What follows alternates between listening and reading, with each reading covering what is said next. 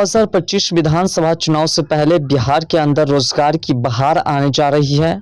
और जैसा कि मनीष कश्यप ने पश्चिमी चंपारण लोकसभा क्षेत्र में जब उतरने का काम किया, जब उसने चुनाव लड़ने का अनाउंसमेंट किया था, तो उसने कहा था कि पश्चिमी चंपारण की जनता को 1 लाख लोगों को हम रोजगार देंगे और शासक पलायन को रोकने का काम करेंगे।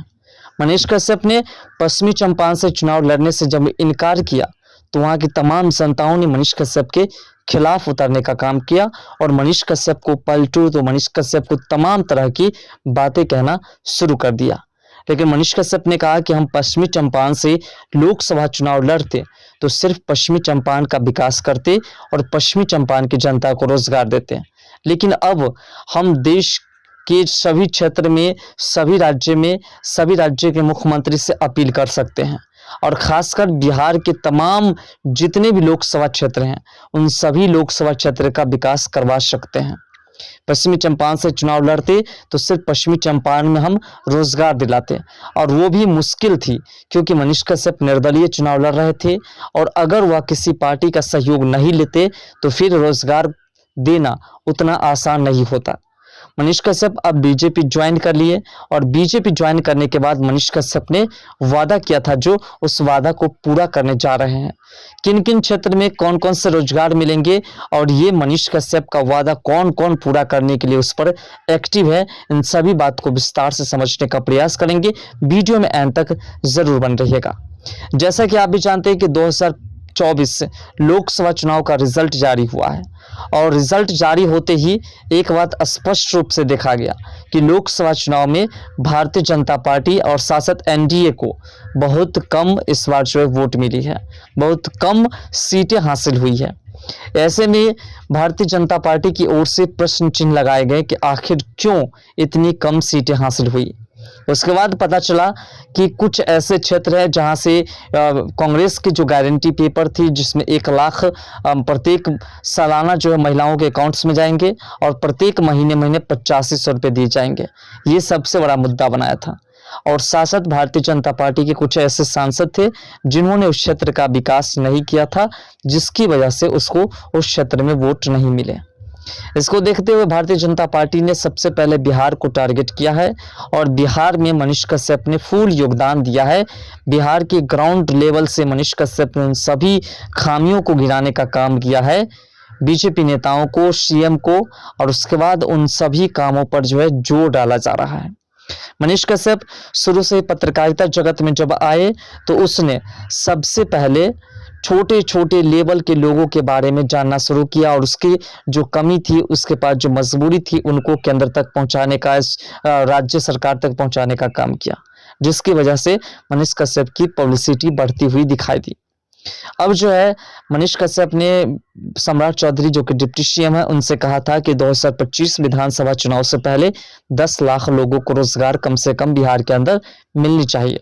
सम्राट चौधरी ने भी इस बात पर अपनी राय पूरी तरह से खुलेआम दे दी कि अगर ऐसा नहीं करते हम, अगर 2025 विधानसभा चुनाव से पहले 10 लाख लोगों को रोजगार नहीं देते हैं नीतीश कुमार के नेतृत्व में, तो फिर हम वोट मांगने आपके दरवाजे पर नहीं पहुंचेंगे। अब जो नीतीश कुमार जी 4 लाख लोगों को तो रोजगार यानी कि नौकरी पहले ही प्रदान कर चुके हैं, अब जो है फिर से नया रूल्स चालू कर दिया है। लोकसभा चुनाव के खत्म होने और आदर्श आचार संहिता के खत्म होते ही बिहार में नौकरी की बहार आ गई। बिहार सरकार का पंचायती राज विभाग 15,000 से भी अधिक पदों पर नियुक्ति करेगा। इस बात की जानकारी पंचायती राज विभाग के मंत्री केदार गुप्ता ने शुक्रवार को दी। उन्होंने बताया कि यह सारी नियुक्तियां विभिन्न पदों पर की जाएगी।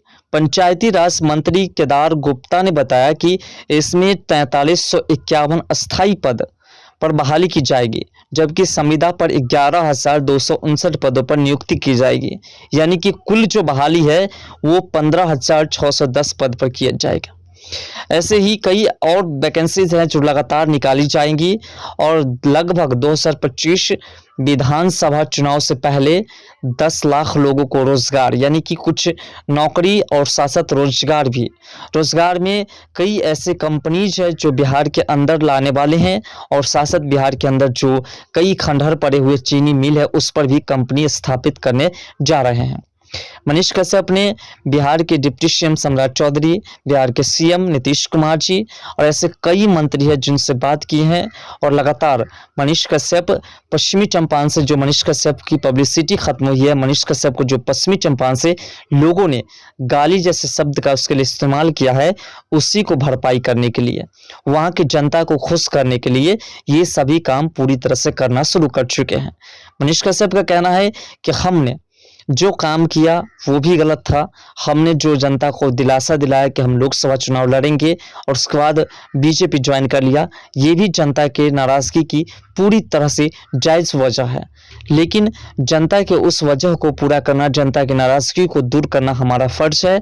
और इसके लिए हम सिर्फ पश्चिमी चंपारण में नहीं बल्कि पूरे बिहार के अंदर अगर हम रोजगार देते हैं तो फिर इससे जो है हमारी पब्लिसिटी, हमारी पहचान और जनता की नज़र में हमारी वैल्यूएशन फिर से बन जाएगी। इसलिए मनीष कश्यप ने फिर से सरकार से ये बातें करनी शुरू कर दी है। विधानसभा चुनाव मनीष कश्यप भी लड़ेंगे। मनीष कश्यप को भी विधानसभा चुनाव में टिकट मिलेगी और विधानसभा चुनाव लड़ करके मनीष कश्यप मंत्री का पद जो है लेंगे। और उसके बाद जो है मनीष कश्यप बिहार के तमाम क्षेत्र के तमाम नेताओं के, तमाम जनताओं के, तमाम जगहों के सभी की खातेदारी कर जनताओं के जो हक की बात है, जनता में जो गुंडा माफिया है, उसको सभी को सफाया और सभी का विकास करने का काम करने का संकल्प ले रहे हैं। मनीष कश्यप ने शुरू से कहा था कि पश्चिमी चंपारण समेत पूरे बिहार की जनता को हम दिलासा देते हैं कि उनके लिए, उनके हक के लिए हम लड़ने का काम करेंगे। और आपको याद होगा कि मनीष कश्यप जीरो लेवल से जब शुरुआत की थी पत्रकारिता की, तो उसने उसी माध्यम से आगे बढ़ने का काम किया जिस माध्यम से एक विकसित बिहार को बनाने के लिए किसी क्रांतिकारी को आगे बढ़ना पड़ता है। मनीष कश्यप ने उसी काम को अपनाया और उसी काम को अपनाते अपनाते इस कदर आगे बढ़े कि कुछ ऐसे नेता, कुछ ऐसे बिहार को चलाने वाले नेता जिसने मनीष कश्यप को जेल के अंदर भी डाला, उसके ऊपर एनएसए भी लगाया। लेकिन अब वह पल खत्म हो चुका है और मनीष कश्यप को अब जो है बहुमत भी मिलेगी और साथ साथ बिहार को वो विरासत भी मिलेगी जिसकी जरूरत बिहार की जनता को है। बिहार की जनता को विकास की आवश्यकता है, बिहार की जनता को रोजगार की जरूरत है, बिहार को जो पलायन किया जा रहा है बिहार की जनता का, वो पलायन को रोकने की जरूरत है। और मनीष कश्यप इसी पर काम करना शुरू कर चुके हैं। मनीष कश्यप ने बीजेपी की हार की भी कई वजह निकाले हैं। बीजेपी को इस बार कम सीटें मिले हैं, इस पर भी उन्होंने जो है समीक्षा करने की बात कही है। जैसा कि अग्निवीर योजना जिसको लेकर के भी कुछ हुई है ऐसी घटनाएं, उस पर देखिए ऐसे सबसे बड़ी वजह है बीजेपी की हार की, वो है सबसे बड़ी वजह कांग्रेस की गारंटी पेपर। और कांग्रेस की गारंटी पेपर पर जो मूर्ख लोग थे वो पूरी तरह से एग्री हो गए और उसने उसे वोट दिया और उसका परिणाम आपने देखा कि कैसा मिला। उसका परिणाम मिला कि कांग्रेस हार तो गई, लेकिन अब कांग्रेस दफ्तर में जब महिलाएं गारंटी पेपर लेकर के पहुंच रहे हैं तो कांग्रेस के जुबान को ताला मार चुका है। कांग्रेस के जुबान से कुछ निकल नहीं रहा है और कांग्रेस सोचने पर मजबूर है कि अब हम करें क्या। तो कांग्रेस एलिगेशन लगा रहे हैं कि इस गारंटी पेपर को लेकर के आप चाहिए और मोदी जी से अब पैसे मांगिए। अब सोचिए कि कांग्रेस पार्टी ने दिए गारंटी पेपर और पैसे मोदी जी दे, तो उस वक्त ये भी कांग्रेस कह सकते थे कि हम गारंटी पेपर दे रहे हैं, आप मोदी जी को वोट दे दीजिए, लेकिन ऐसा नहीं किया। तो यही होती है, गारंटी पेपर वैसा ही वितरित किया जाता है जिससे कि जनता को उस गारंटी पेपर के हिसाब से उसका काम कर दिया जा सके। अब सोचिए कि अगर 100 करोड़ लोग में नहीं 50 करोड़ लोगों को सालाना 1 लाख रुपया दिया जाएगा, तो आप सोचिए देश की आर्थिक स्थिति कहाँ पहुंचेगी। सोचिए 8500 रुपये प्रत्येक व्यक्ति के अकाउंट्स में पहुंचेंगे प्रत्येक महीने, तो देश का क्या होगा, कहां से पैसे आएंगे।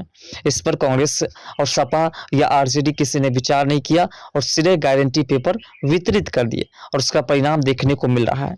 तो इन सभी बातों को लेकर के बीजेपी के जिन नेताओं ने विकास नहीं किया और जिनको हार मिली है उस पर भी समीक्षा करने की बात मनीष कश्यप द्वारा, नीतीश कुमार जी द्वारा, सम्राट चौधरी जी द्वारा और उधर योगी आदित्यनाथ जी द्वारा, तमाम नेताओं द्वारा किया जा रहा है और इस पर विचार विमर्श की जा रही है। आपने देखा महाराष्ट्र के डिप्टी सीएम देवेंद्र फडणवीस जिन्होंने इस्तीफा देने की बात कर दी।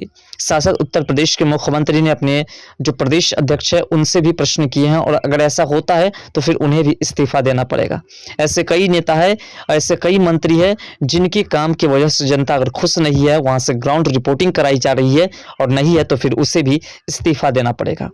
तो बिहार में बाहर आने जा रही है। बिहार के लोगों के पलायन को रोकने के लिए नीतीश कुमार जी एक और बहुत बड़े काम करने जा रहे हैं कि बिहार को विशेष राज्य का दर्जा दिलाने जा रहे हैं और उसमें बीजेपी के, बिहार बीजेपी के जितने भी नेता है वो सभी सहयोग करने जा रहे हैं। तो आपको क्या लगता है, ये विकास आगे बढ़ेगा या नहीं? अपना राय कमेंट सेक्शन में जरूर भरिएगा।